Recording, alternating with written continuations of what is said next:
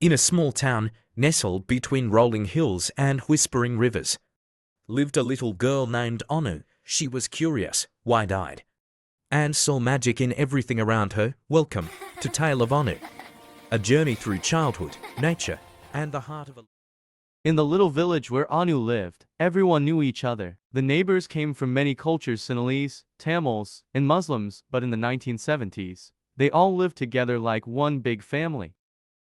One day, Anu's mother received an invitation. "We're invited to Jaya's wedding," she said happily. Jaya was their kind Malay Muslim neighbor, a cheerful young man who always helped everyone. Anu and her brother Niro were so excited. It was going to be their first Muslim wedding. That evening, the whole family got ready. Father wore his best white shirt and blue trouser.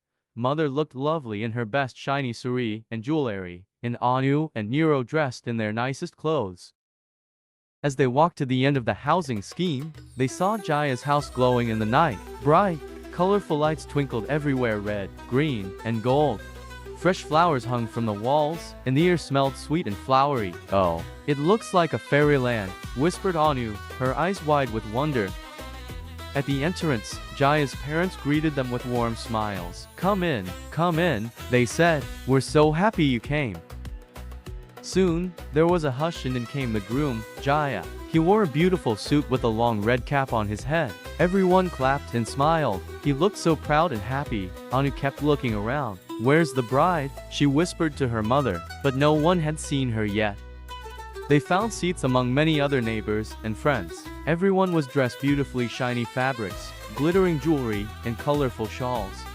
When it was time to eat, Anu was surprised. There were no tables or chairs. Instead, soft mats were laid on the floor. In the middle of each mat was a big round silver plate filled with golden rice sprinkled with fried cashew nuts and crispy onions. Around it were bowls of rich, spicy curries.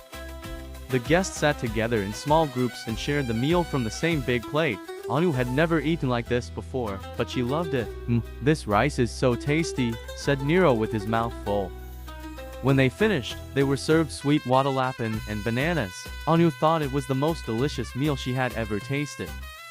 But still, she wondered, where is the bride? Mother smiled and said softly, "She's in her room, my dear. The bride will stay there tonight." Anu and Niro were too curious to wait. They tiptoed to the back of the house, giggling quietly. They peeked through an open window, and there she was. The bride sat on a shining chair, dressed in a lace gown that sparkled under the colorful lights. Her veil shimmered, and a little crown rested on her head. Flowers filled the room with a soft, sweet smell. "She looks like a princess," whispered Anu. "She really does." Niro nodded. They stood there for a long time, peeking through the window, watching the bride smile shyly as her friends fussed around her. When father called them, they ran back, still full of excitement. They said goodbye to Jaya's parents and came back home late. It was quite a wonderful night with excitement.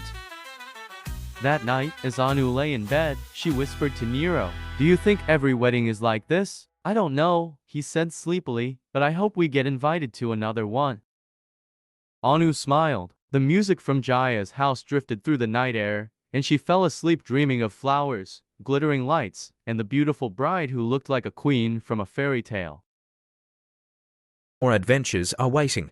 The next tale of Anu will begin soon.